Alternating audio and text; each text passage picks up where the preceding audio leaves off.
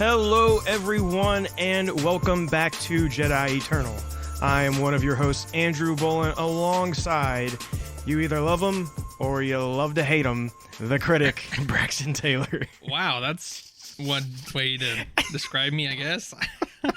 Who loves to hate me? I don't know. I just figured there's somebody out there. I'm sure that's hurtful. I think most people love you, but there's probably somebody out there that really loves to hate you. I don't know. That's probably true. I mean, it's probably true for all of us, right? And whoever it is, come forward. I'll fight you right now.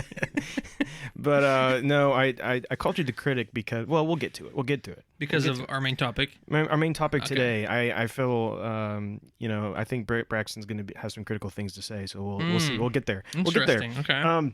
But that's just a little sneak peek for where we're headed. But we do have some exciting things that we're going to talk about today. We are going to cover some of the D23 announcements. Say, well, that's kind of old news. Well, yeah, but we haven't had a podcast since then, so so we're going to still touch on it.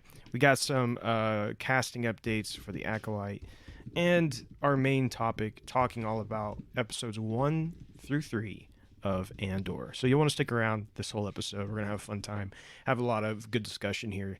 But first and foremost, before we get into any of that, we do want to say a gigantic thank you to a huge thank you to our Patreon members. Now you can say a huge thank you, Brett. Thank you. Okay, well, I'll take it. But no, we love our Patreon producers. Braxton, do you want to tell them about how they can be a Patreon producer? Sure. Hold on, give me I think I'm too far from the mic. Here we go. So basically, we have a Patreon, right? And we have a link tree, of course, that's on all of our social medias that you can go. That's going to have access to, obviously, our Patreon, but it's going to also have access to a few different things, our YouTube, our other social medias, our merch shop, which, still exists. It's still out there where you would maybe at some point in the future add some things to it. But anyway, we're talking about Patreon, though. And so you can access that, and that Patreon has a single tier, which is only $5 measly dollars. Whoa, only $5? Only $5. And what can that get you? Well, that is going to get you a few different things here. So, if you are just craving, you're just foaming at the mouth for sweet Jedi Eternal content, well, you can get the content earlier than everybody else. Whoa, every single week when it comes out, up to 2 to 3 days in advance, and depending on what's released, even earlier than that. So you get early access. So that's a cool thing right there. In case you have a different schedule and you really want to get your, hear our thoughts on certain things before it comes out, whatever.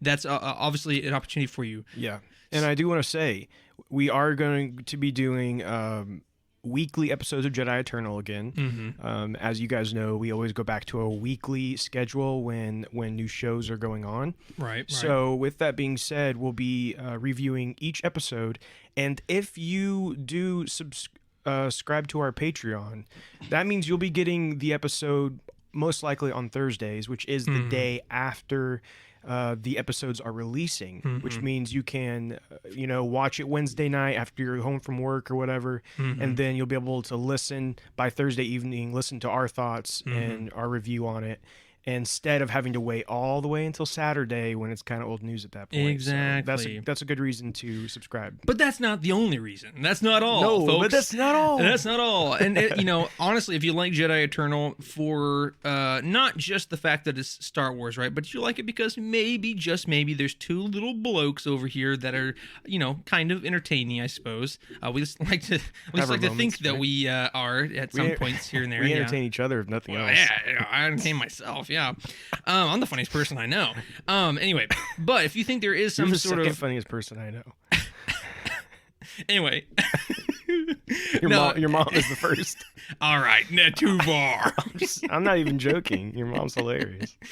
But if you think there is any sort of redeemable qualities to us, we actually have a Patreon only dedicated podcast called And Other Stuff. So we talk about Star Wars on Jedi Eternal, right? But on And Other Stuff, we talk about any other stuff, right? So we can talk about any topic. We've talked about many different things, and we're not going to harp on that because, of course, we've talked about many times what just any type of nerdy, geeky. We have a lot stuff. of fun on it. We have a lot of fun. We can be a little more just loose and fun on it. And that library is growing. So at this point, you have multiple hours of content. So even if you wanted to just join on for $5 for 1 month, to just kind of catch up on what we've done so far, 7 or 8 hours worth of several content. hours that you can listen to there. So boom, that's a big reason right there. And then last but not least, if you do like this show and want to support it, of course, that reason alone, but you also get to be a part of this show, and you get to become what we like to call a producer. And anyone who subscribes to our Patreon becomes a producer of the show. And, you are the first line of defense here, so to speak, right? Whenever we have a decision we need to make, we're going to come to you. Hey, what do you guys think? What do you want us to do? Do you like this? Do you not like this? Etc. And if you have any suggestions, you could always feel free to bring them forward, even without any sort of poll or anything on our end. But if that interests you at all, you can become a patron and become a producer of Jedi Eternal and other stuff for only $5 a month. And last but not least, one little perk, if this appeals to you whatsoever, is that we like to shout you out every single podcast episode. So, Drew, who is our patron and producers? Yes, we have JB, Josh and Birkinshaw. We have Tara Bolin, Grace and David Gill, Alex Mason, Jay Camdar, and Jenna Evans. So nice. A huge thank you to our Patreon producers. You all mean the world to us. I love you. I love you more. Sort of. I don't know. Debatable. No, I love them more. So anyway, let's go ahead and move on to our main stuff here. We're going to get into Jedi Eternal. We give our promos and stuff, but let's go ahead and get into what you came here for. Yeah, now most of you probably skipped all of that, and you're just now getting... If you've skipped until you noticed we were done talking about our promotion stuff... All right. Join our Patreon for $5. Oh, we got you. No, okay. But so first thing we're going to talk about here in our news is we're going to talk about the Star Wars announcements that came out of D23. Yes. Because our last podcast episode was literally, we recorded it right before D23. Mm-hmm. So we just barely missed it. And so most of you who are avid Star Wars fans have already probably heard most of this stuff, but we do want to discuss it a little bit, and so you guys can hear our thoughts on it. And I do have some thoughts here. So the first thing that they did talk about Andor. Of course, we're watching Andor, so we'll be talking more about that as we get into it. They did show a trailer there. The next thing, they had Jon Favreau and Dave Filoni come out, and they talked about Ahsoka. Mm-hmm.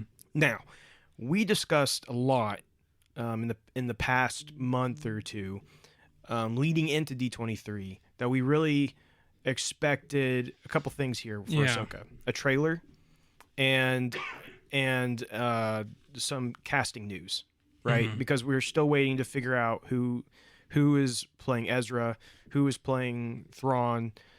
Big questions like that of characters we know are somehow involved with this show. Yeah.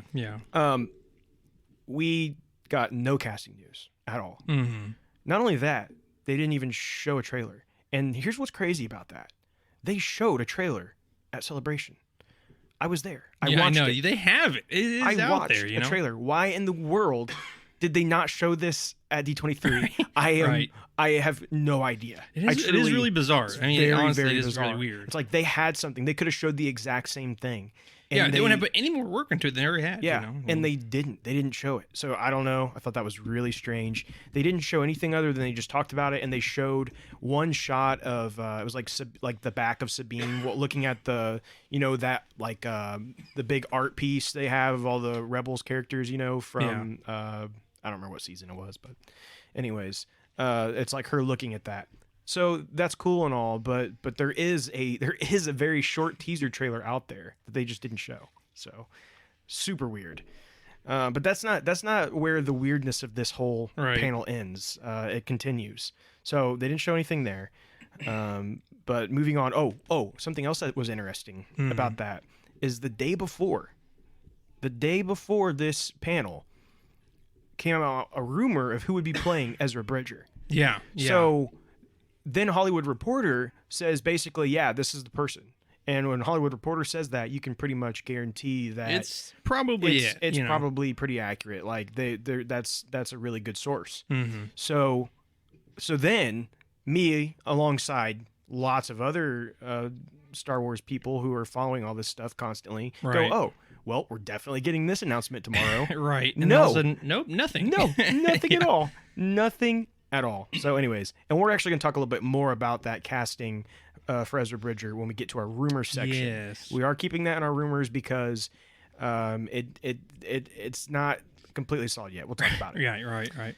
So then they talked about the second season of The Bad Batch. We did finally get an official release date for this. You know, originally it was going to be in September, but then we never heard like an official date. Right. Well, they have moved it, and they've moved it to January 4th. Yeah. It will consist of 16 episodes, and the premiere will feature 2 episodes, and then it will be weekly afterward. I think this was the best choice they could have made for this series. Yeah. Having this in competition with Andor. Andor. Cassian Andor. We'll talk about that. Yeah. Hate it. Having that in competition with Andor just didn't make any sense. So I think. I mean, even for both of them, right? I mean, here's the thing: there's some people who have no clue really what Andor is, but like maybe the younger audience, and they're like, oh, I really like Bad Batch. Whatever. So I'm not gonna watch it. You know what I'm saying? Yeah. I just think, it was definitely a better decision to move that along for sure. Yeah. Yeah, for sure. And then we saw Star Wars Tales of the Jedi. It consists of 6 stories focusing on Count Dooku, Qui-Gon Jinn, and Ahsoka. It will show them at various points in their lives, and it will premiere on October 26th. Yeah. Now, go ahead. No, go ahead. I was gonna say it's just an interesting. Trust me, I love this. I'm super stoked about this. It's just interesting that they would have chose those 2 characters, Dooku and Ahsoka. Because I do think especially for Dooku, I think that he is a fan favorite. That there's just not a lot out there. Of course you got Dooku Jedi Lost, and you even have some of Master Apprentice in terms of books, but we don't really have much about him in terms of like television and movies and things of that nature, other than just the things we have seen in popular media. You know what I'm saying? So it'll be cool to see some different, background lore for him. Yeah, you're gonna see a young Dooku with Qui-Gon Jinn as his apprentice. So that'll be interesting to see. But also, I think it's definitely so. There was a panel for this at Celebration, and they talked about how it's going to be very, very dark. Really? Dave Filoni talked about it multiple times about how like it's Interesting. going to be get into some really heavy, dark stuff. Wow.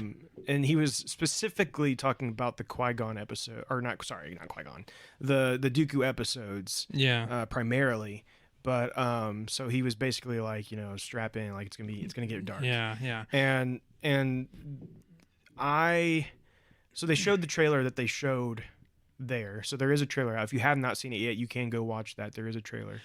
And so I seen that trailer at Celebration. However, what they didn't show there that I got to see at Celebration is I actually got to watch the first episode.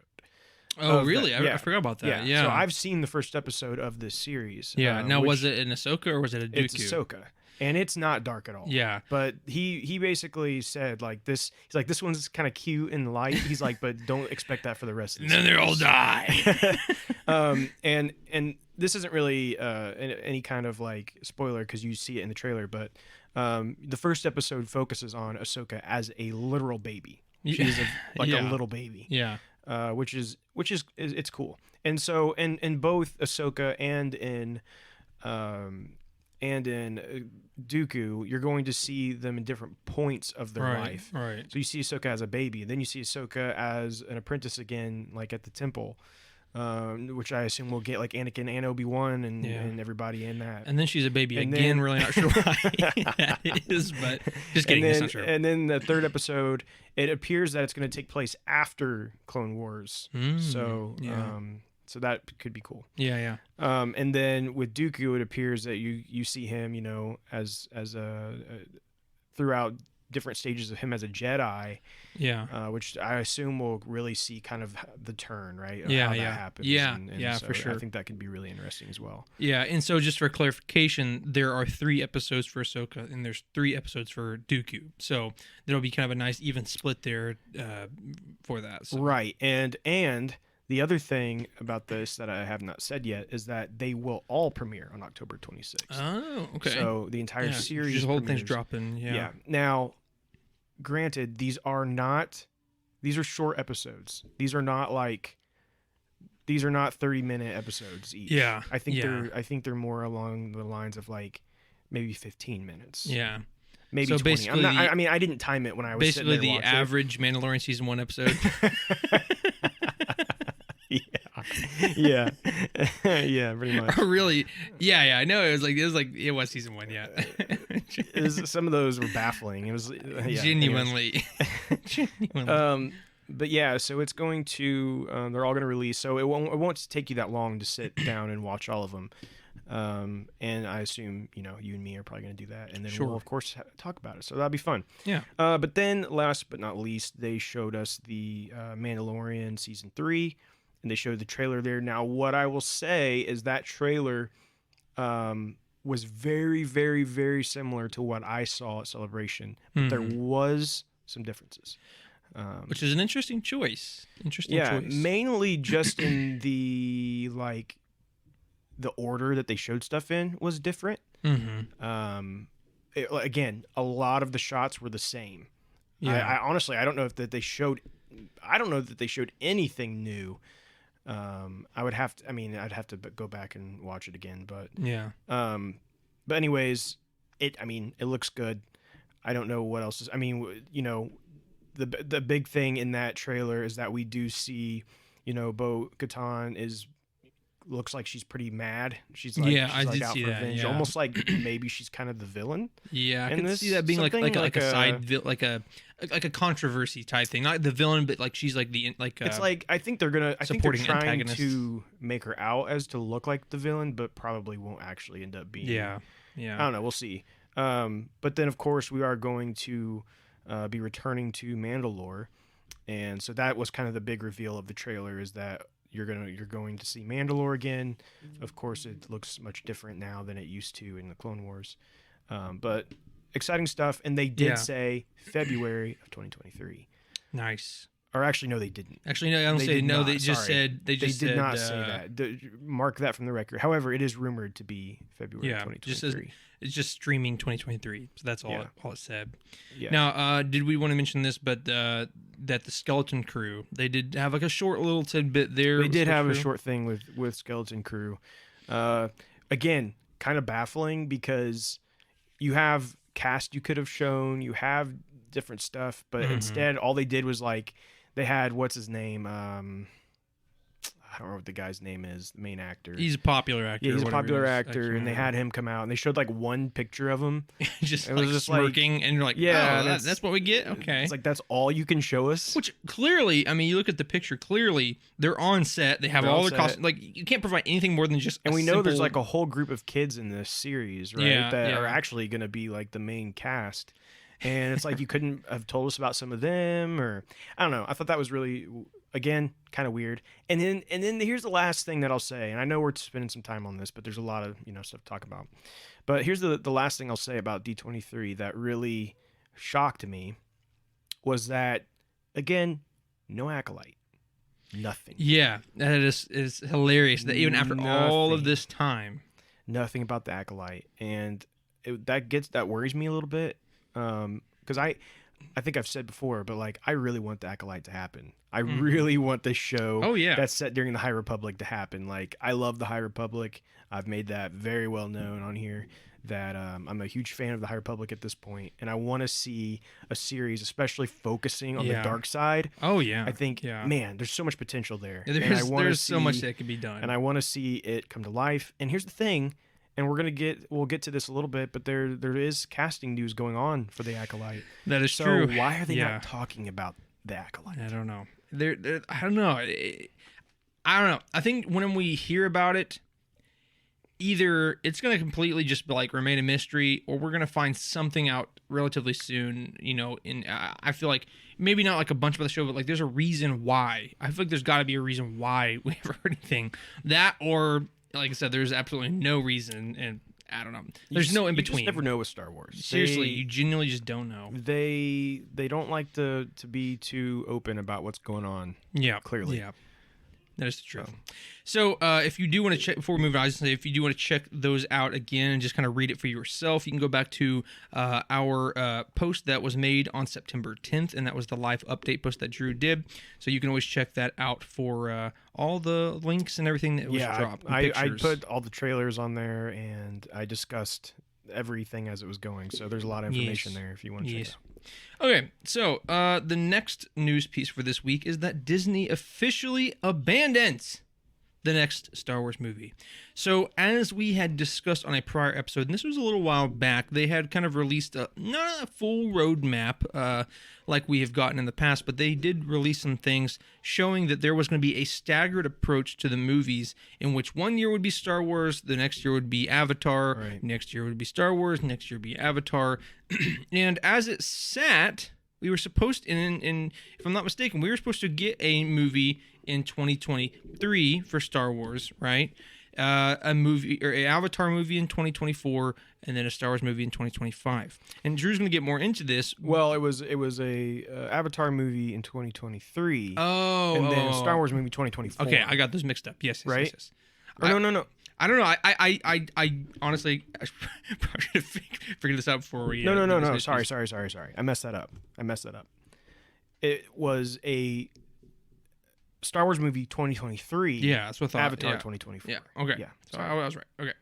Now, the point is, so regardless, right? We were supposed to be seeing another Star Wars either next year or the year after, but yes, next year, right? So all of a sudden, and again, Drew's going to have more details on this, but all of a sudden they say no. This is not going to happen anymore, and we're going to get our Avatar movie, but the next Star Wars movie you're going to get, you bunch of plebeians, is only going to be in 2025. And that's pretty disheartening. I mean, that's 3 years from now, folks, before we see another Star Wars movie. That would make a total of 6 years since we saw the last movie. It's wild. Yeah, so, we had heard... Oh, this has been a while back, but we had heard there was some issues going on with the Rogue Squadron, which that was the movie that they had said, this is what's coming out. This is the next Star Wars movie. And then we had seen Disney on their release calendar had a Star Wars movie set for December 22nd, 2023. So the assumption was that was the Rogue Squadron slot. Yeah. And then we started to hear there's like, oh, well, Rogue Squadron is having some issues. We don't know if it's actually going to come out. And then we've since then discussed, okay, well, what movie can take its place? Because on the release calendar, they still had that December 2023 slot for a Star Wars movie. However, now that has been officially removed from their release calendar, and that's how we know that no longer is there a Star Wars movie. The next Star Wars movie is showing on the release calendar in December 2025 now. And so this is pretty upsetting for me because and when we look at Rogue Squadron, which I know some people were super excited for that, some didn't care. Here's the thing: Rogue Squadron has either been delayed. It definitely seems to have either been delayed indefinitely or abandoned entirely. Right. I'm right now leaning more towards they abandoned it because I've not heard anything new about this. Yeah, I mean, not even rumors, nothing, right? I mean, right. And so I'm thinking they've maybe just abandoned it. But as far as the release date goes of a Star Wars movie, that's a long time. It is. It really is. Yeah. That we're talking a lot of years in between then that potentially we're only going to be getting Star Wars TV shows. Now, I do want to say, just because they don't have it on the calendar doesn't necessarily mean they're not going to surprise us with a movie before then. Right. I mean, that could still change. They could still say, you know what, actually, let's throw one in 2024. They could do that. But here's the issue. Avatar's in 2024. So I still don't think that they want Avatar and Star Wars to be fighting for that attention. And they're not going to want to do a Star Wars movie anywhere but December, because that's like the prime slot. The only the biggest movies usually of like especially that Disney does, they do them right there in that holiday slot, because a lot of people go and see a movie during the holidays. Right. Where, they tried the summer slot. Yeah. And they'll probably never do it again, because Solo didn't do so hot when it came out over the summer. Right. So right, and it's a shame, because it's so funny when something bombs, and really the sad part is that it really didn't bomb, but because it got really bad ratings and it just became a meme for a while that it was bad or whatever. Like they have literally re-strategized how they operate because of that one instance. It's just so funny. I know it's kind of off topic, but it's hilarious. Yeah, and so. So yeah, we're gonna be without for a while, and I hope, we talked about, well, actually, we're going to talk about it. Sorry, we'll get to it. I'll leave it for now. I'll leave it at that for the moment. We'll jump into the next news story, but I'll have a little bit more to say, but we'll get there.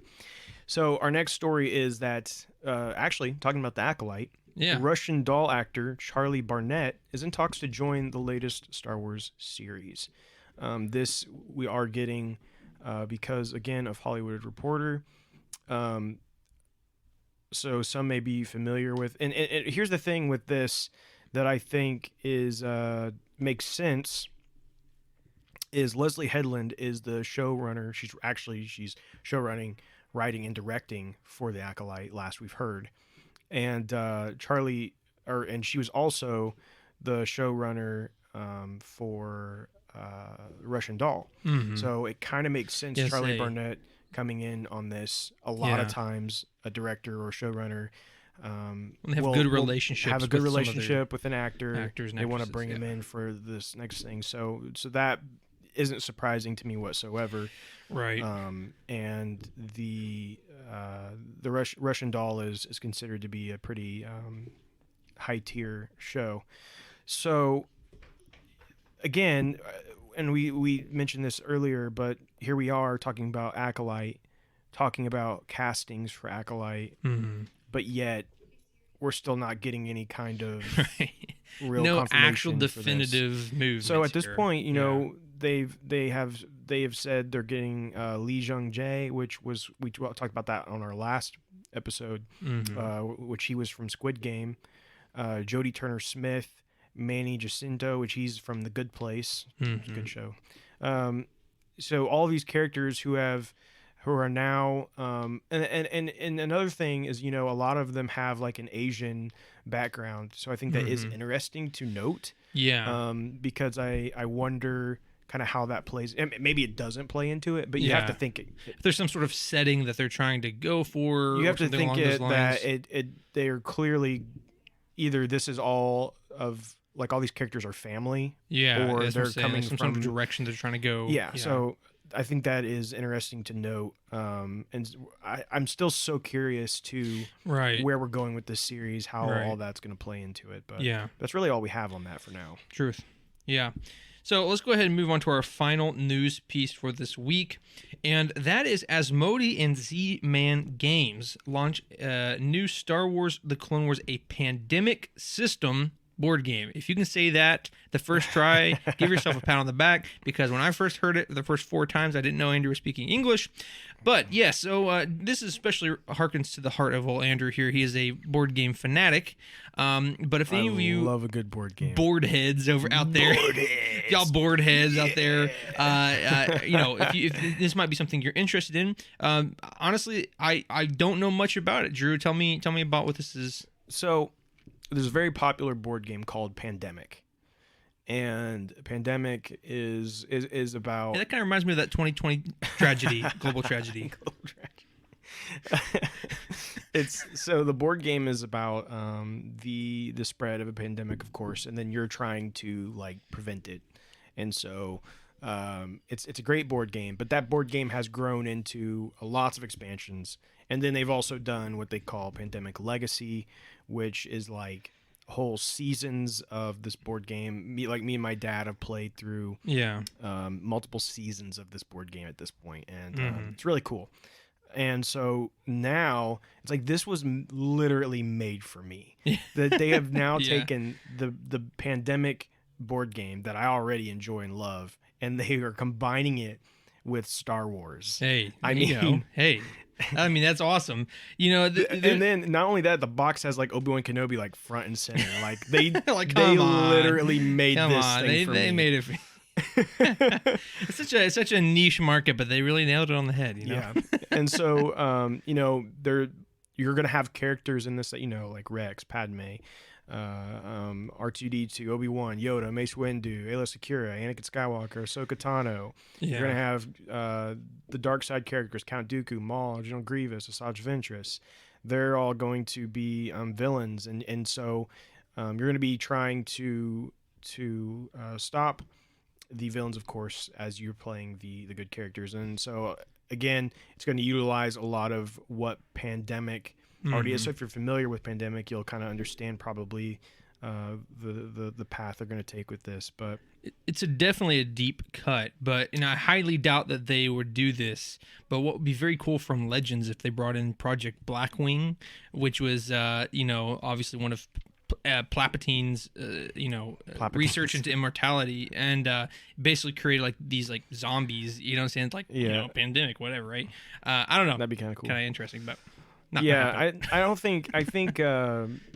think what they're going for here is more just like it's the pandemic system, but it won't actually have anything to do with the pandemic. Well, that's just a waste of time. Like I think it's just like the war. Makes sense.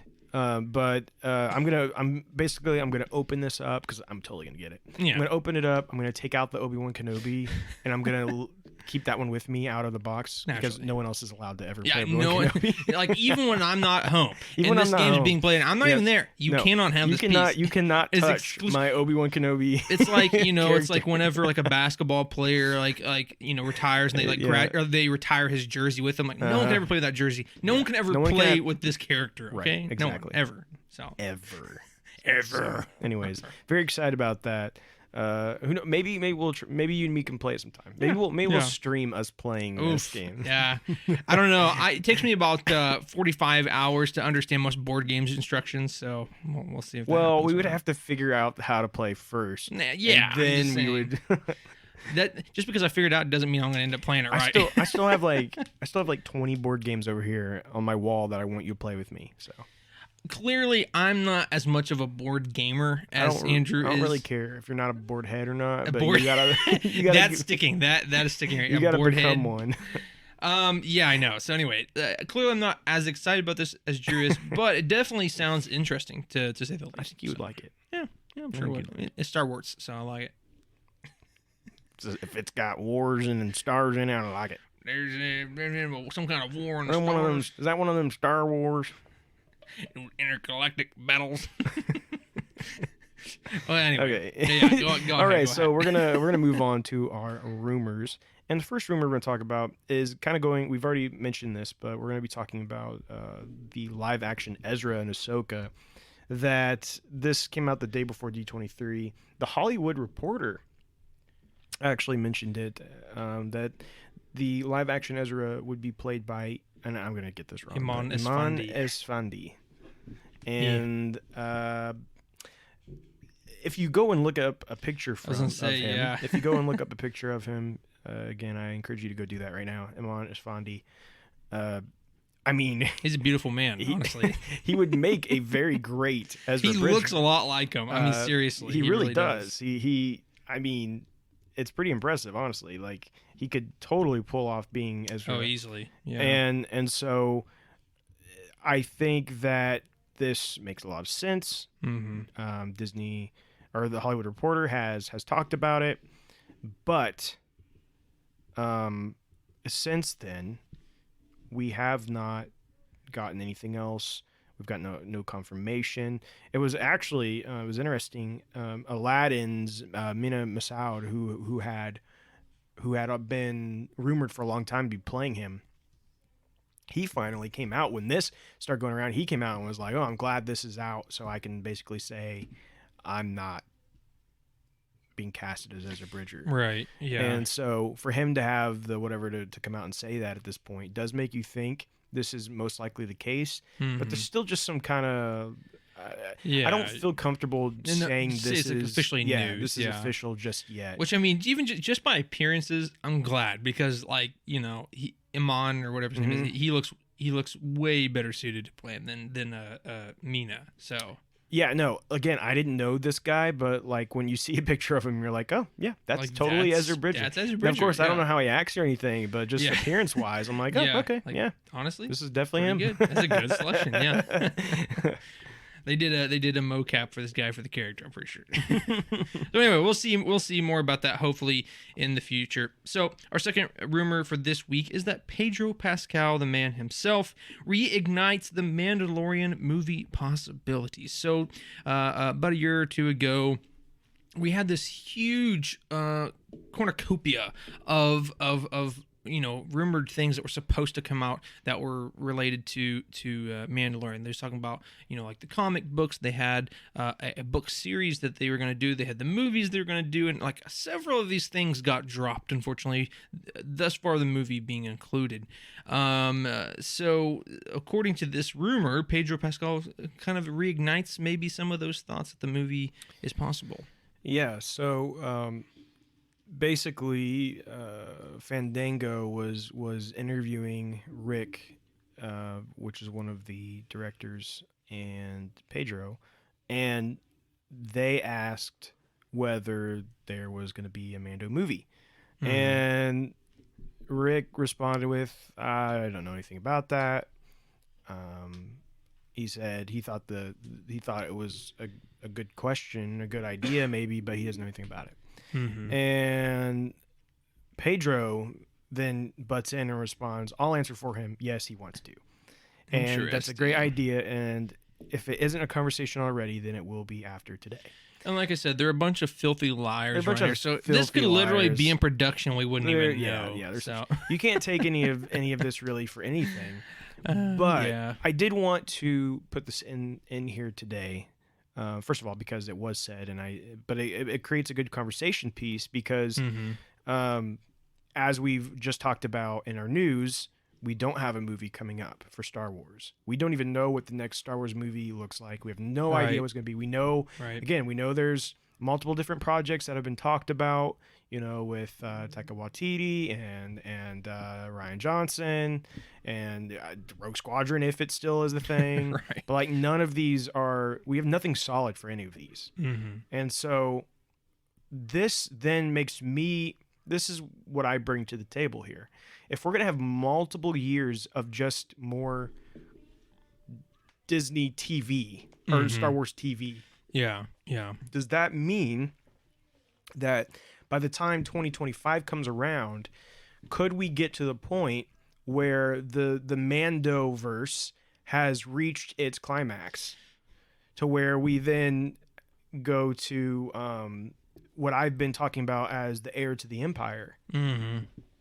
Right? Because I think, again, this event series that they're leading up to, well, couldn't that event series actually end up just being a movie that kind of closes it out? Yeah, like big last hurrah type thing, hurrah that, and I honestly, I'd call it Star Wars Heir to the Empire. That's what I would call it. Of course you would. I think it would be perfect. Yeah, you're not some Disney exec though that doesn't care about lore, so.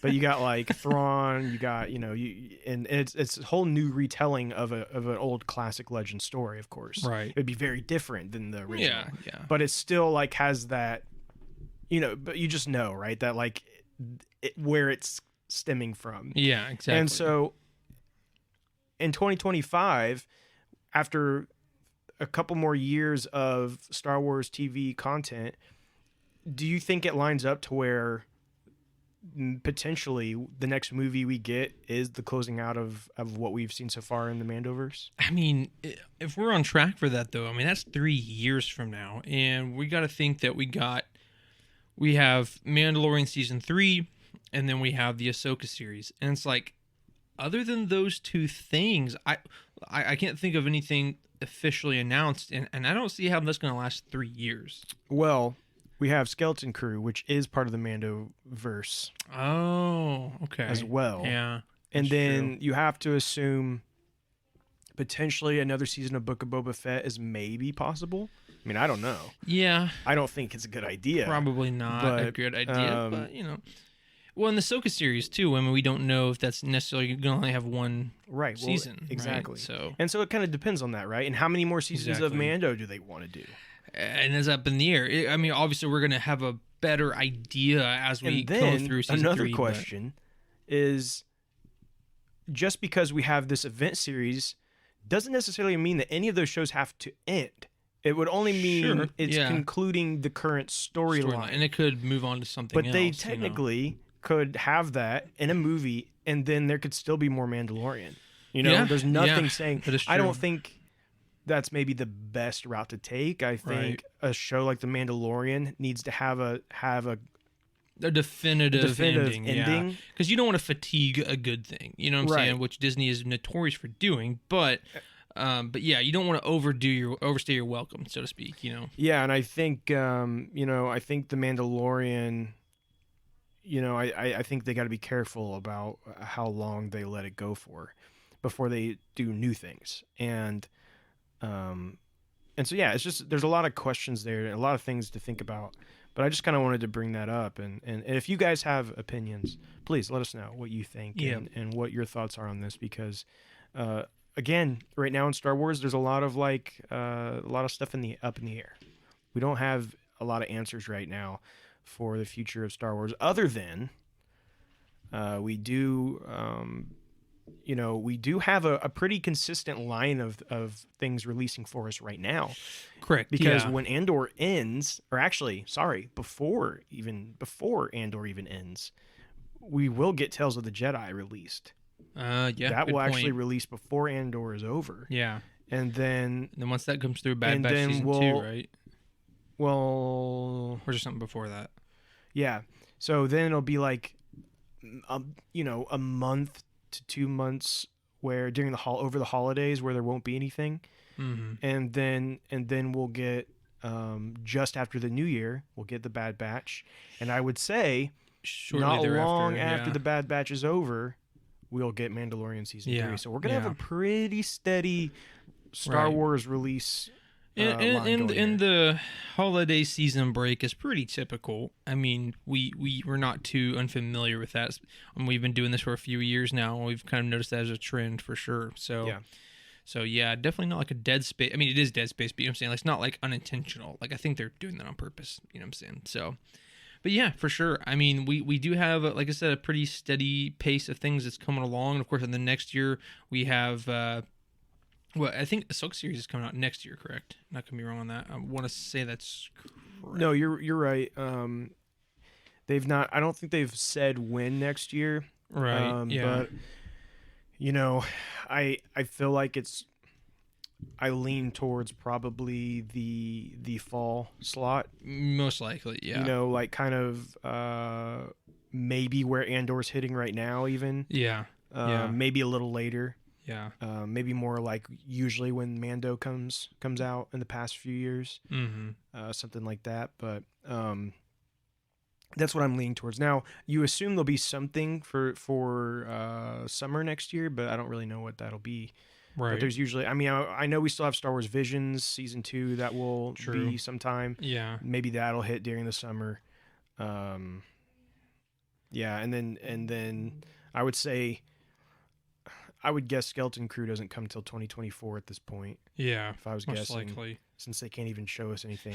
Yeah, exactly.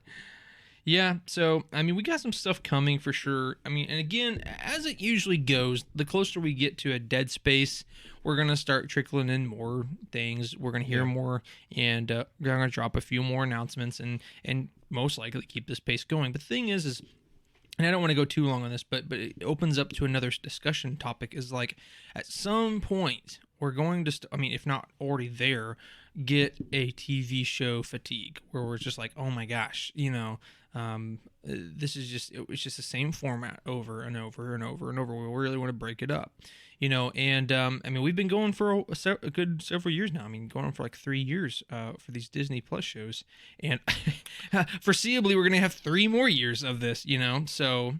Well, yeah, I mean, the last movie happened before we started our podcast. Yeah, that is true.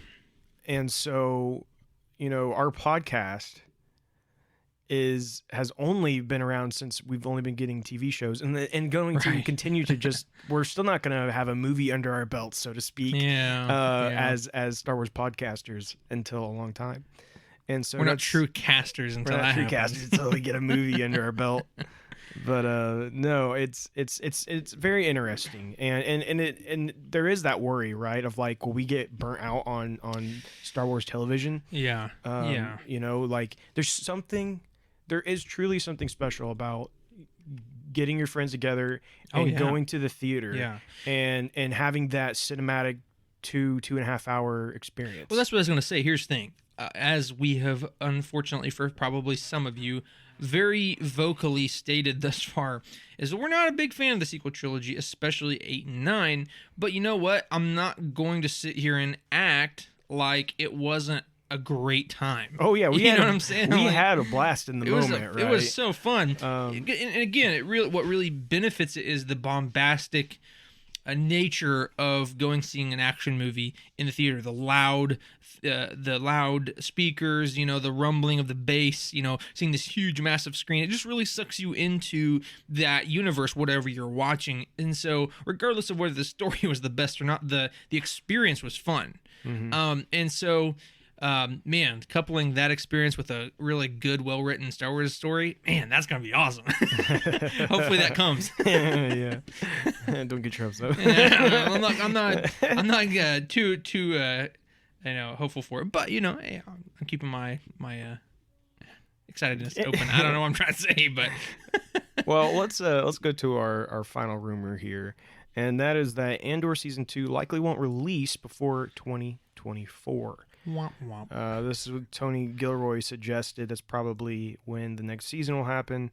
Basically, he said that Andor's been the biggest and longest project he's ever done. Yeah. And he expects that the second season will take probably just as long. Yeah. He did say they're going to start shooting in November, but it is going to be a long process. Which, no spoilers, obviously, but I mean, if you've seen even just like the trailers and stuff of the show, I mean, regardless of the story or whatever, I mean, it's going to take a long time just because the production level, they do a lot of on-scene shootings, which is different from when we see Mandalorian and different shows like that, which is the I keep forgetting what it's thinking called. The every time I forget what it's called. That production set. Blank. Why do I always the volume? The volume. I do it too every time. It's so fun. Anyway, long story short, because of that, it's clearly going to take longer because they have to go to different sets and they have to have the right weather conditions and all this different stuff. So clearly, that's why we're probably seeing it take so long. And you assume the second season's probably going to be even bigger and more bombastic than the first. Yeah, exactly. So, that's probably going to increase a lot of that.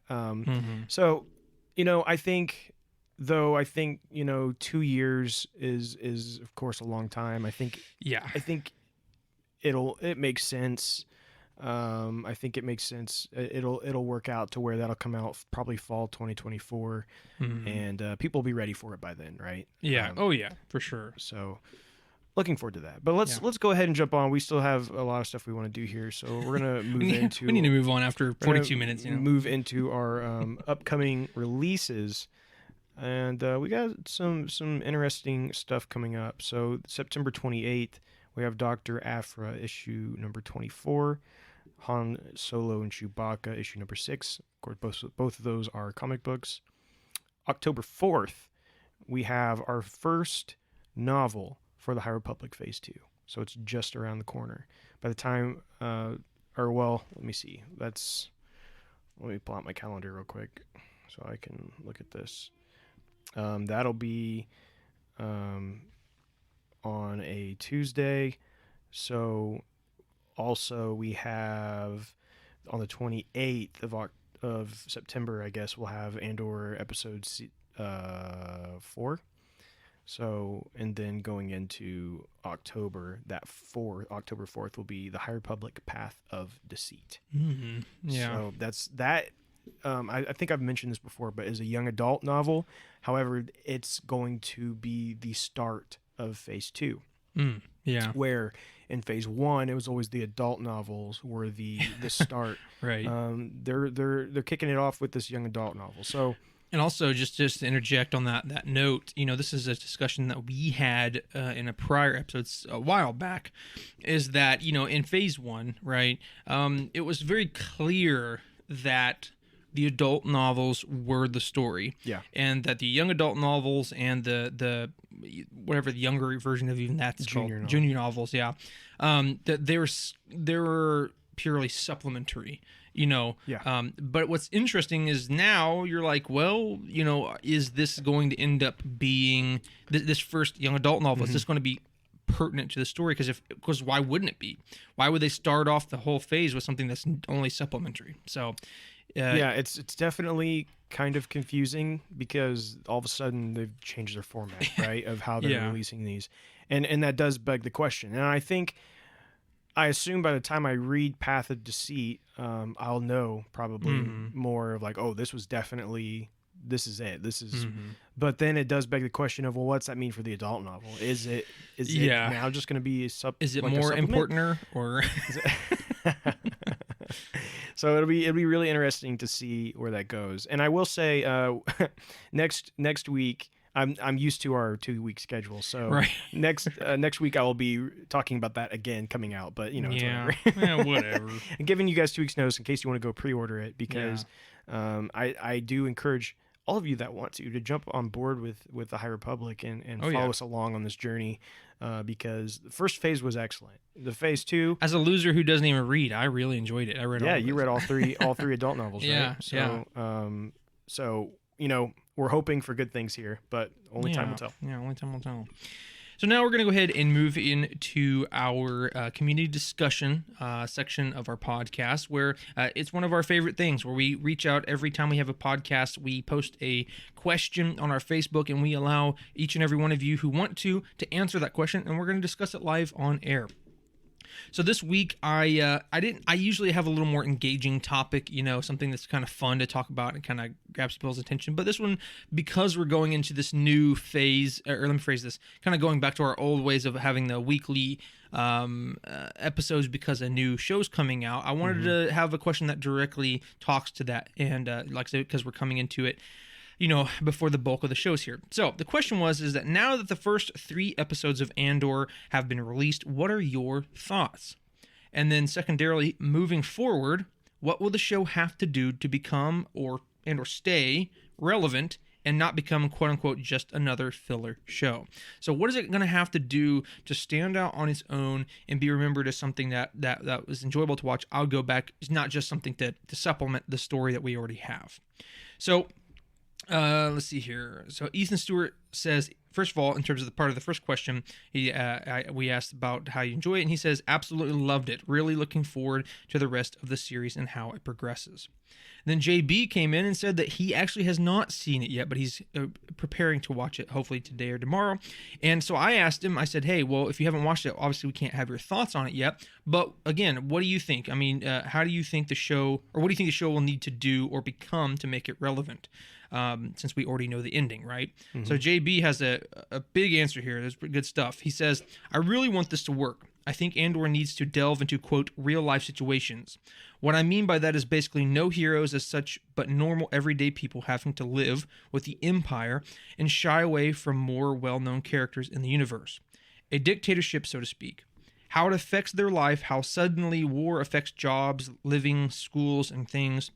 Really long-winded. Sorry, no problem at all. We love it, JB.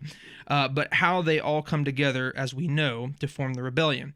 I suppose what I'm trying to say is it needs to be dark, gritty, and most of all, get me hooked. P.S. I'm really excited to see if Saul's character shows him to be unhinged, doing anything he has to win. So, yeah, I mean, that luckily, I think, JB, that's what we're going to get, and so I know that was their intention in watching the first episode. So let's go ahead and say this. I asked this so we could kind of just meld this with our main topic being kind of just the discussion of the first 3 episodes, our thoughts on the series, of where it needs to go and what it needs to be, and how we liked the first 3 episodes. So let's just jump right into it. So spoilers and everything, yeah. right? And I'm super excited to discuss this with you, because yes, we've not really talked about this other than you did express a little bit of what would be the word? Criticism. A little bit of criticism towards it. Slight dissatisfaction, maybe. Which is why I called him the critic at the beginning of the Make me sound so harsh, but So basically, yeah, JB, I mean, at the end of the day, this is what they have expressed that they want to do. They want to have this show that's different, this show that's more gritty and dark, and go even further into real life situations, real life people than even Rogue One or Mandalorian or any of them that has. And so I'm just gonna jump into it, right? I mean, I'll be honest with you, the show thus far has done exactly that. I mean, they're doing exactly what they've wanted, to dive really deep into the real life situation, right? And this is where I want to I don't want to say tiptoe the line, because I'm not afraid to say something, but I want to say is I'm not so far on one side of not liking it, or so far on the other side of really liking it, right? So I'm kind of seeing it from both sides. And I, coming into it, I thought it was going to be actually really cool, right? I thought, going into this with a mindset of this is going to be dark, it's going to be gritty, it's going to be, again, real life situations, dealing with people who are not these demigod heroes, galactic demigod heroes that we've all seen, right? Mm-hmm. No, it's just regular day people. And to me, that did appeal to me. But I will say that I think I had an idea of how that was going to come about, but I think the execution, which again, we only were seeing the first 3 episodes, but then again, at the same time, that is still 90 minutes, over an hour of content, and secondarily, it's also a quarter of the entire show. So, right. But the execution thus far for me has not necessarily been what I loved. Now, let me preface. Let's say some good things first, right? First of all, the show is beautiful. The production clearly is top notch. Oh yeah. They did on-site shooting. They spent a lot of time. Obviously, they spent a lot of time making this show, because we heard about it before Mandalorian was ever even announced, and we're already well past season 2 of Mandalorian. So, they've been working on this for a while. It looks great. And I obviously they recast, I can't remember his name, as Andor, and they have some other characters that seem to be pretty good. Again, I don't remember his name. The other guy who's assisting Andor, who's the seller, or I guess more like the buyer for that tracker chip that he's selling. He's also a really popular actor, and I really like his character so far, even though he can't pronounce Cassian's name right. Cassian Andor. I'm like, dude, it's just Andor. I don't care if you have an accent. It's just Andor. Okay. But again, I have a lot of thoughts, and I don't want to get too deep on it. So I'm saying I don't really dislike it, but I haven't really loved it yet. And after watching all 3 episodes, I think my opinion got a little bit better on it after I watched the 3rd episode, compared to when I had just watched the first 2 on Wednesday. So anyway, I have a lot to say, but before I dive into what I'm going to say, obviously, what are your thoughts thus far? Well, so it's beautiful. The show is absolutely stunning, and the cinematography is just top notch. Oh yeah. And I'll go as far as to say that even the acting and the writing, really, everything as far as that goes, I really think is just incredibly high quality. Yeah. Just it really is just top notch. And really, I don't know that we've gotten it to this level in Star Wars yet. This level of acting quality and just everything just feels just like it's done really Oh well. yeah, absolutely. I totally agree. Now, what I will say is, as far as the plot goes so far, episode 1 and 2 was a lot of buildup. Okay, a lot of setting the setting up the background for all these characters and setting up. It's a lot of setup. And in 3 we start to finally see some action, but basically these and I'm so glad they released all of these in one, right? Because 1 through 3 absolutely should be considered one, like the initial like intro arc type thing. Right? It's an intro. It is definitely an intro arc. Yeah, and really, I don't think we've really seen much of anything of what the show truly is just yet. Sure, we're seeing kind of the setup for what this series is, right? Which of course we kind of already know. We already know the end result at least. We know he's headed to becoming part of the rebellion. That's why he's left with this guy who's clearly part of the rebellion, right? And he's going to now get thrown into that world, which is completely different than and I liked.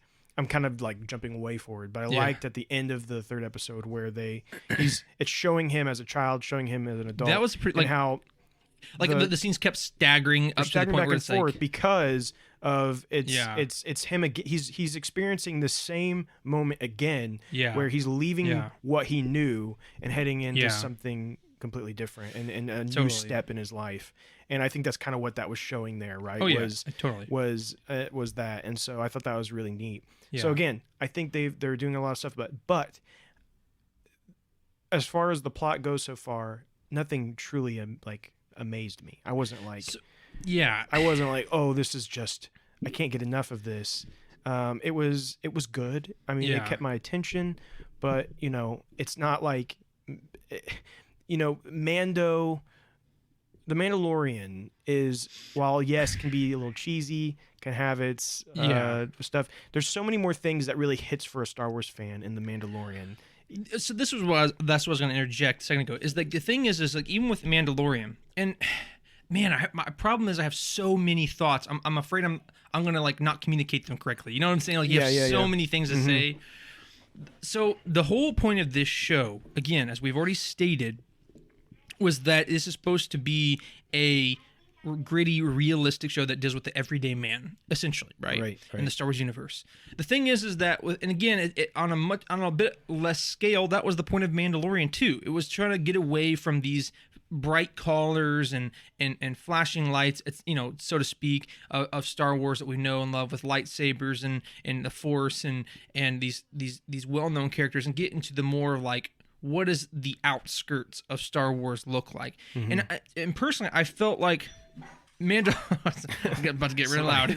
Somebody just rang the doorbell. But hold on. Well, I'm not gonna do that because it's too far away. I was gonna shut the door, but use the Force. I can't. I haven't got my Hogwarts letter yet, or whatever. Wait, wrong franchise. No, for real though. I feel like Mandalorian thus far has hit that better than Andor has, because here's the thing. Okay, ladies and gentlemen, guess what? I'm human. Andrew's human. You're human. We're all. This show is supposed to be about the everyday man. I'm an everyday man. I already know what my life looks like. Mm-hmm. You see what I'm getting at? Yeah. I already know what my life is like. I already know the inhibitions and trepidations and the things I have to go through on a everyday struggle with. Obviously, thankfully, I don't live under a tyrannical government, but outside of that struggle, right? I get what it means to be an everyday man. Okay. And the problem is that you can get yourself in a situation that I will personally say the first 3 episodes of the show has gotten itself into, is that they're focusing so hard on being realistic and what the everyday man is going through that it's boring. It's just boring.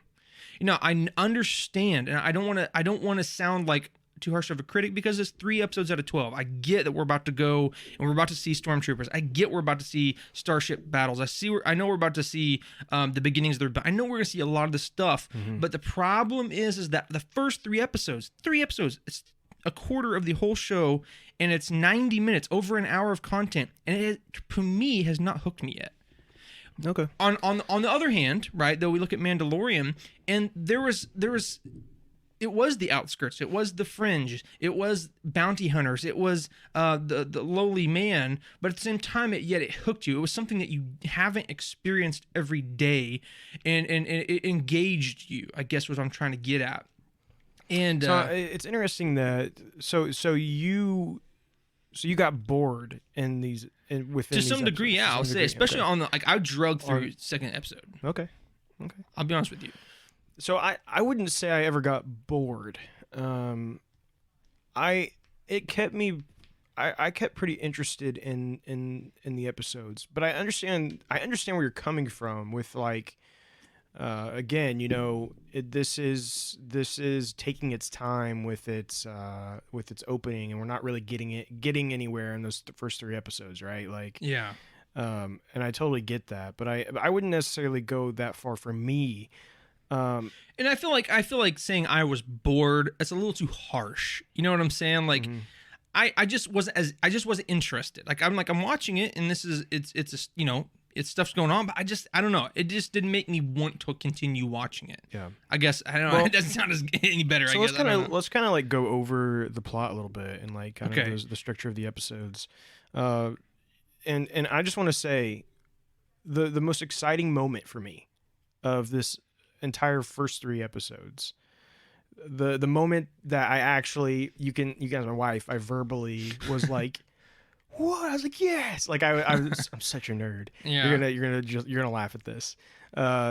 It was actually the moment at the very beginning when it says where they were at, and then it shows 5 BBY. Yeah, right. I flipped because Star Wars, I genuinely love that the too. Star Wars movies and shows have they've Strayed never away from it. acknowledged Yeah. the way that us super nerds track time in Star Wars, because I and Braxton can attest to this. I have a note in my phone that is literally the Star Wars timeline. I update it every time I read a book or watch something new or play a game. I update my timeline. Yeah. And with 5, and so for those of you who don't know, BBY means before the Battle of Yavin, and then there's ABY, which is after the battle. So that's kind of the way that most things keep time in Star Wars for us nerds. But again, they don't ever acknowledge it. So when that popped up, I was like, yeah, I saw that too. I was genuinely like, that was pretty cool. That was made really me cool. so happy, Yeah. and I hope they continue to do that. I agree. I would absolutely love for them to just embrace that we like using it, and I think that's kind of what this was here. Is like, the fans use it, let's use it too. Yeah. And I say, go, let's just do it all in. Let's do it for every book. When you like Halo, so again, this is showing how nerdy I am. When I read Halo books, again, yes, I know. They use BBY too, which is really weird. I read Halo books, but they always, like, every single chapter always shows the exact day and time. Yeah. And I absolutely love that. I love that. I love the And you can year, compare that to the games too. You know what I'm saying? And all of it. So cool. all of it kind of slides in together. And I think Star Wars should totally start doing that. And just like, let's just embrace it. Might as well. But anyways. So, he's on this planet. I believe this is a completely new planet. Yeah, I think so. Morlana 1? Something like that, yeah. And looking for his sister. Now, did we know Andor had a sister? Not yet. Not that I'm aware of. Did we know that? Granted, I haven't watched Rogue One. I haven't watched Rogue One in a while. So maybe he mentioned him having siblings. I really don't remember. Yeah, I really don't know. But basically, it wasn't widely known. Let's just put it that basically, way. it appears he was at a brothel. So that's a little. This is part of my thoughts here. Okay. And I know we're wanting to go through the events here, but let me. I don't know. I'm just hedging my bets here because it's like. This is something I want to talk about, and it could go for a second, but I know we're trying to get through the events here, but also I don't want to get too far past this and not hit it and not be relevant. You know what I'm saying? Okay, let me just say it.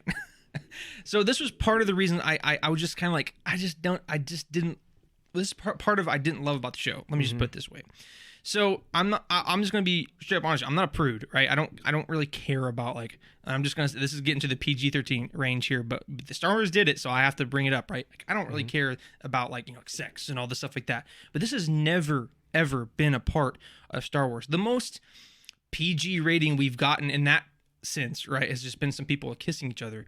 But like, first scene is him going to a brothel and things of that nature. Okay, whatever. And then several scenes later, we see the main girl, like his liaison, like heavily kissing her boyfriend, goes into the bedroom, starts taking her clothes off. She took her jacket off, bro. And then the next morning, like, and again, not a prude, I don't really care, but in terms of Star Wars, like, you see her like full bare leg and she's putting her pants on. Like, this is Star Wars, people. Like, I think, and again, this is my whole main point, and this is what I was kind of wanting to wrap up on, but I just have to say it now because I know you're running out of time too. But it's like sometimes you can focus on being realistic in the everyday man. You can focus on real life everyday things so much that you get away from what Star Wars is. Guess what? Star Wars isn't real. As much as I loathe to say that, Star Wars is not real.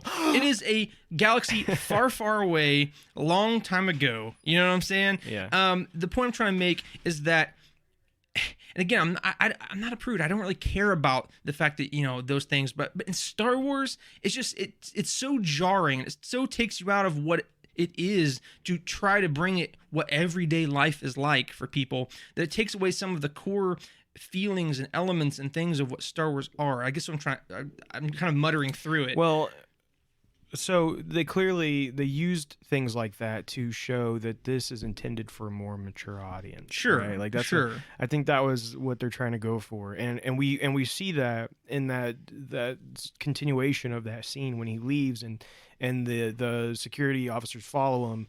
And straight up just murks this dude in the head. Well, and so he pushes the one over or whatever, and like breaks his neck. Yeah, breaks his neck or something. And he's dead, right? And then the other guy starts like begging for his life. Execution and Andor style, just straight up blows his head off. His head. Which, I mean, I kind of like that. That was pretty sweet. For Star Wars, that was a pretty dark moment. Right? Very. Yeah, especially someone who is not an antagonist. Seeing somebody that's literally begging for their life, and then like our hero of this show, my hero, shoots him. I guess so again, that's the whole point, is that they're trying to blur the lines of what Star Wars has said is everything's black and white. You're either good or you're evil, or you're this or you're that. And so they're trying to blur the lines because it's not just in real life. It's not like that. But again, I think you can get so far away from what Star Wars is, trying so hard to focus, is that now it's an espionage, thievery, spy show that is flavored with Star Wars rather than a Star Wars show that has espionage in it. That's what it feels like so far for me. And I feel like unless they start wrapping it back into itself a little bit, I think they can maybe get a little too far on the fringes. And again, they get into that issue where it's more of like a spy espionage show that just happens to have Star Wars elements, and it feels less like Star Wars. I don't know. You see what I'm getting at? So yeah, I see what you're getting at. And so from there we see Cassian. He leaves, and he knows he's kind of in deep trouble here because he just killed 2 people. Yeah, like especially these like guards too. I mean, yeah, and so he attempts to hide his involvement by convincing different people to cover for him, and we get introduced to B2 Emo, which B2 Emo. It's pretty funny, but I'm too emo. But they just call him B, the droid, and I absolutely love this droid. Yeah, it's a good droid. The droid is just fantastic. Like I'm a big fan of B2 Emo for sure. Really great. You can never be too emo. But then Cassian has this friend Bix. And clearly they've had some kind of like relationship. Yeah, right? You can tell there's something there. And, yeah. Well, actually, and B actually mentions it at one point because they're his adopted mother, or whatever, is mentioning all of his ex-girlfriends. Oh, like saying them by name, and then B goes. And then B like says Bix or something. It's a really funny moment. I'm making it sound stupid, but it's a better moment than he's leading on. It's a lot better than the way I'm describing it right now. But anyways, so he's trying to acquire a Starpath unit, which is an Imperial navigation technology for a black market buyer. And Bix agrees and contacts the buyer, but she's trying to hide her connection with Cassian, like from her boyfriend Tim with 2 M's. Just Tim. Well, to make it Star Wars, let's just add an extra letter to it. So let's just call him Tim, but let's add an extra M. I had a good laugh when I saw his name was Tim. Yeah. So he thinks something's up, which I think his initial thought is she's cheating on me. So he's like trying to follow her around and stuff, and also we're getting flashbacks to a young Cassian where his name was Casa, and he's like with this tribe of kids, and we never really, at least not yet, have figured out how they end up there, why there's just like a tribe of kids. They're all by themselves. Well, so we do know that it does mention, I think either in episode 2 or 3, that this planet had a severe mining disaster and it killed like basically everybody. So I guess maybe, to my understanding, is that most of the adults were killed off, and that I guess maybe these kids somehow survived. That's what I guess is alluding to, but I don't know. That's why you don't see adults there. Yeah. So we're seeing that, and then Tim, he's still suspicious, so he reports Cassian to the security. And I'm kind of just skipping through stuff, but I just want to kind of hitting the highlights. Hitting the highlights. And B2EMO informs Cassian of the warrant, and that's when she goes into a panic, and that's when she's mentioning all the people, like, who have you told this to? And that's it's a pretty intense moment. And so Cassian, he's trying to leave the planet, and Bix, and that's when we get Luthen, which is Cassian Andor. Cassian Andor. He travels there to obtain the Starpath unit. Well, now, and let me ask you this: do you think? I don't think he ever truly was there to get the Starpath unit. I mean, that was like a bonus, but I think his entire plan from the get-go was to get Andor.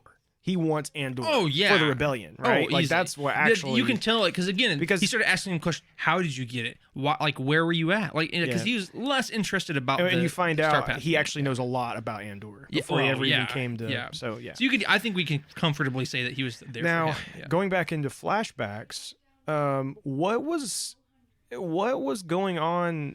So they see this ship crash, right? And so they go... Now, the ship itself had a Republic symbol on it.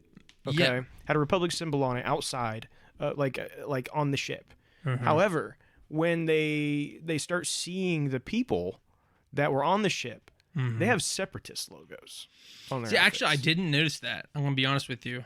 Yeah. So clearly, it's like hijack. That's kind of what it's like alluding to. Yeah. So now his mother, or adopted mother, whatever you want to call it, I don't remember what her name is right now. Yeah. Marva. Marble? Maybe, I don't know. I don't know. Anyways, Marvel.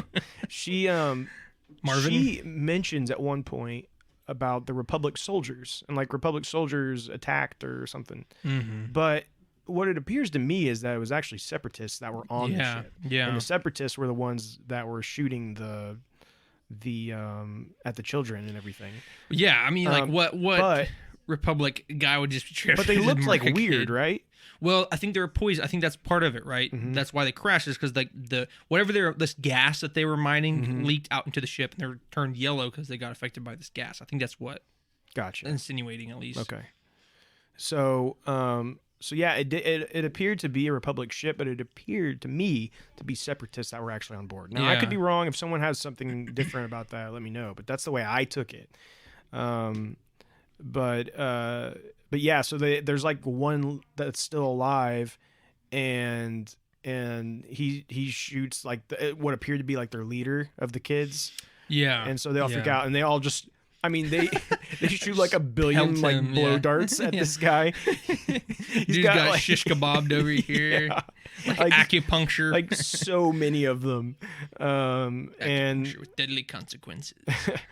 And so going back into with Cassian, we see Andor. Well, so we see this one dude. I don't remember what his name is, but he was like the guy at the security place. He had talked to his boss about the 2 people that had been killed, and basically he said write it off as an accident.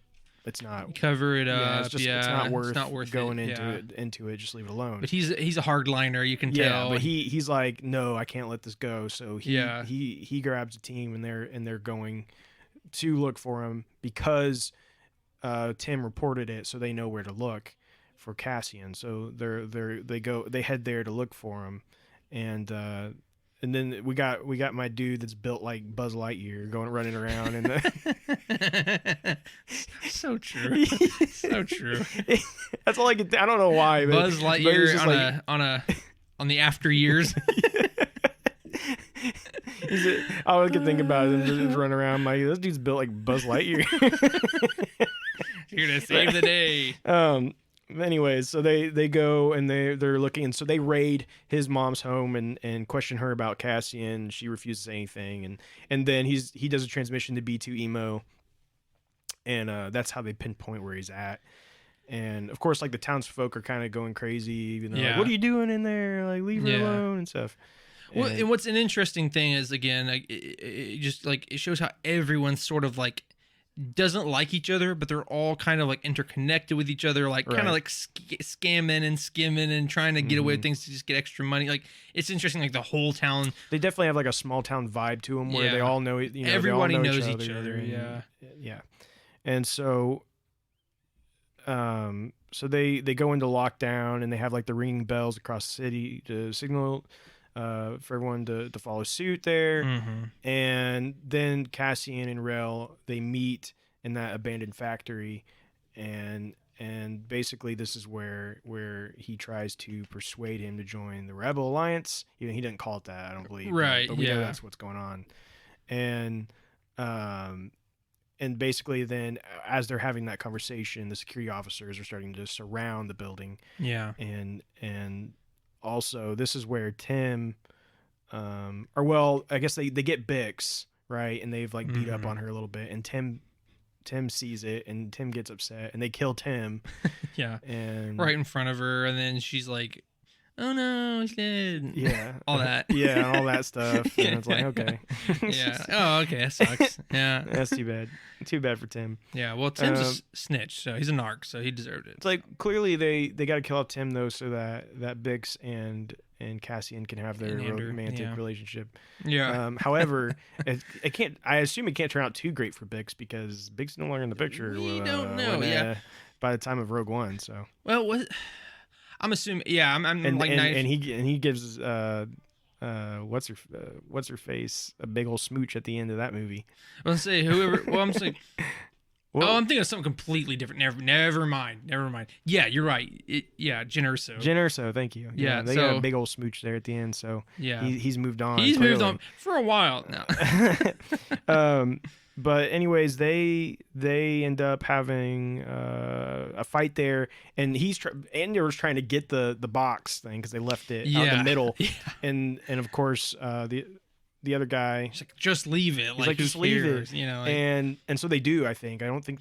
Well, he kept going back, but like he can't. Like I think it gets like crushed by one of those things. Yeah, finally, I think he just gives up and heads back the other way. Yeah, and they escape, and then that's when all the like gears and stuff start falling everywhere. And kind of crazy. Cool scene. And let's see what else happens. Then I think after that, they go back to Marva's house, and that's where they corner the security officer. And actually, there was a cool moment before that when she says you should really be afraid when the noise stops or whatever. And then after just a little bit later, it stops. And everybody's goes like quiet, freaking out. And you can see on his face, he's like, "Oh no!" Yeah. And I thought that was kind of a neat moment. Yeah, that was cool. And then I don't remember what else happens. Let's see. They have the our music played again. It happens to us every single time. That genuinely like startled me. You jumped so big. Anyway. So him and Cassian, they go off, right, and they explode the fake speeder as a distraction. So it's like goes through and they blow it up and they're all excited, and then they drive off on a different speeder and then they blow up the one. That was pretty cool. I like that. Yeah. Well, so what's interesting is as this kind of progresses and this goes on, like they're freaking out, so they're kind of like breaking formation and stuff like that. And so this captain, who is that hardliner that we were talking about, he's kind of like, like holed up in this little building, and they, out of like kind of the shadows, like Cassian appears with like a gun to his head, and he's like, tell me, I can't. He's asking for where the ship was, I think, or what was it? What was he asking? Oh no, how many people are with you and stuff like that. Long story short, what's interesting, and this is kind of what I want to point out, what's interesting is, as we know, the rebellion grows, and we see it in the early stages of the original trilogy as this very what's the word I'm looking for, like very good, like a benevolent organization who's just trying to fight the Empire, and we have a lot of these figureheads that are very fair and very kind and stuff. You know what I'm saying? They're the good guys. They're the clear good guys. But what's funny is at the very start of the rebellion, like it's like scrap, like you do what you have to do. And I love that the older guy, but whatever his name is, he's like, shoot him, kill him, just do it. Yeah. Like he's a part of the rebellion. He's like, kill him now. Yeah. And so anyway, it was kind of interesting to see that, like over time, like they realize at some point they're gonna have to realize that, like, unless we want to be like the Empire, we're gonna have to, you know what I'm saying, change our ways and be what we need the world to be. I'm getting off on a tangent. Yeah, well, so I agree with you, but however, I don't necessarily know that's the path they're going to take, because I think that what they're showing through this series is that the rebellion, it took the rebellion doing some pretty dark stuff to get it to where then you did have the heroes who, Luke Skywalker and Leia, who were truly just genuinely good people, but it took some questionable people that got to get them to that stage, which I don't necessarily know that I agree with that's how they should tell the story or not, but I think that's kind of where they're headed, because the reason I say that is because we see in Rogue One, the first scene with Andor, he murders somebody there too. When after he questions that was kind of a shock back when you watch that, because he's talking to somebody for information or something, and then he just shoots him and kills him right there, and then goes on. And I remember that being kind of like I forgot about that. So that doesn't necessarily change as far as that goes, but but also in the flashback part, we see Marva and her husband there, which they seem to be scavengers of some kind or something. That's what it clearly. Like. They're ransacking this ship. They discover a Casa, and they sedate him and bring them with him. So, and they did so because they were they claimed they were fearing repercussions from the Republic should they find him at the crash site. And so that's where it kind of leaves us off at is Andor headed to, in two different stages of his life, heading into kind of new horizons. Now, I think where this leaves us is one of the big plots, I think, of this is going to be what happened to his sister. Because, as we know, he, at the beginning of the first episode, he was searching for his sister. So all this time, it appears he's been looking for his sister. And the whole reason all this problem came about is because of that search. And so you imagine that's going to continue to be a big plot point. And you do have to wonder how, in the end, how is he okay with it? Like, how is he okay with it, with his adopted mother, or whatever you want to call her, being okay with her taking him and leaving his sister behind and then never seeing her again? Like, you would think there'd be more resentment there.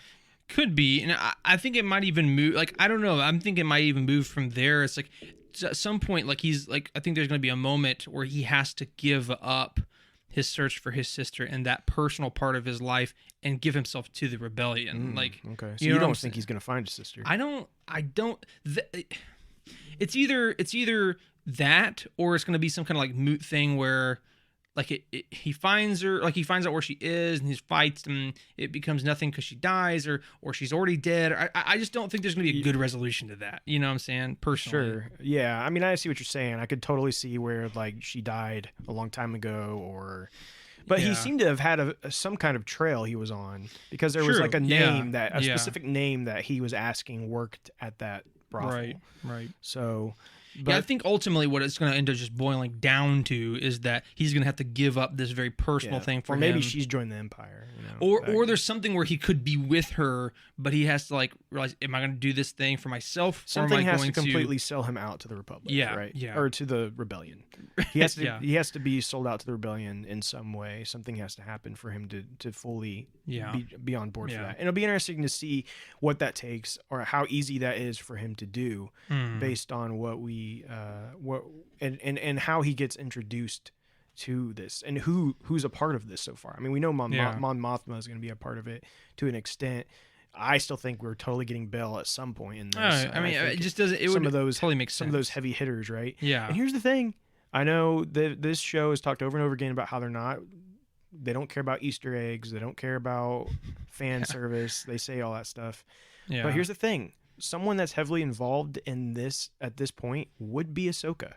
She was considered the spy, but whatever's called. Yeah, they had a name for her. Oh my gosh. What was the name? I swear, it's like, guys, it's because we have terrible memories and we're getting old. It's not because we don't know this stuff. She had a specific name. It's like Syndicate, but it's not Syndicate. Something along the lines. Anyway. It's going to bother me until I find But also, something else to think about here. Around this time period, all the characters from Rebels were doing their thing. Fulcrum, yes. Yeah, anyway. All the characters of Rebels were doing their thing. So true. If you were gonna see Hera before she's in Ahsoka, you could see Hera in this. That's again, true. Do I think they're doing any of that?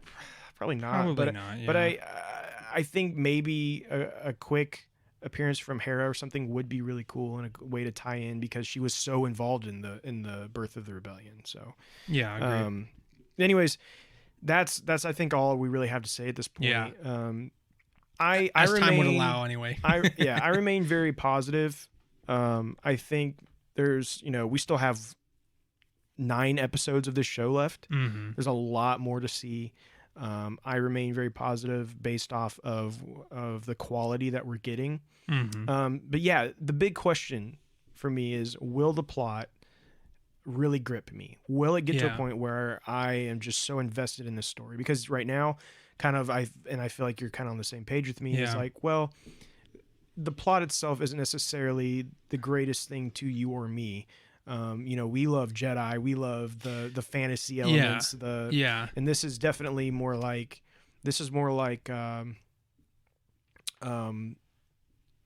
So let me say this real quick. So let me say this in conjunction with what you're saying. Okay. As you'll see from what we said in previous episodes, is that Drew and I really didn't care about this show. Not in a negative way. It's just that we didn't have a big amount of interest. But we're going to watch it because it's Star Wars, right? That's kind of our mantra, at least for this show, is that we don't really care about it, whatever. If it didn't come out, it didn't come out, whatever. But now that it is out, it looks good, and we're going to watch it because it's Star Wars. And this kind of and I can't speak for you. I'm just speaking for myself in this moment.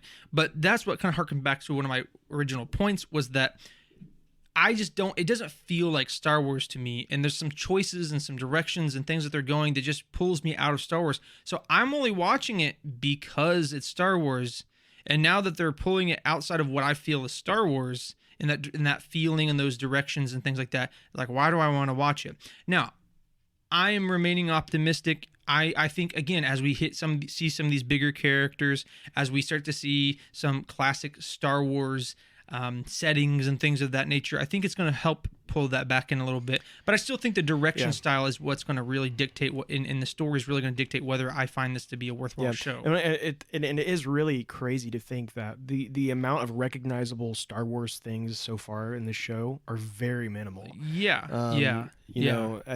There's no sign of much of anything Imperial. You don't even see a stormtrooper, which is like kind of crazy. And here's the thing, and the funny thing is that, like, they're trying to do that on purpose. I think they're trying to do that on purpose. But I'm sorry, but guess what? At the end of the day, it's still a Star Wars show, and I'm watching it. The only reason I'm even giving this a time of day is because it's Star Wars. Yeah. You know what I'm saying? I don't care about Andor story, but I do love Star Wars. You know what I'm saying? I don't really care for another espionage show personally. Well, and here's the thing.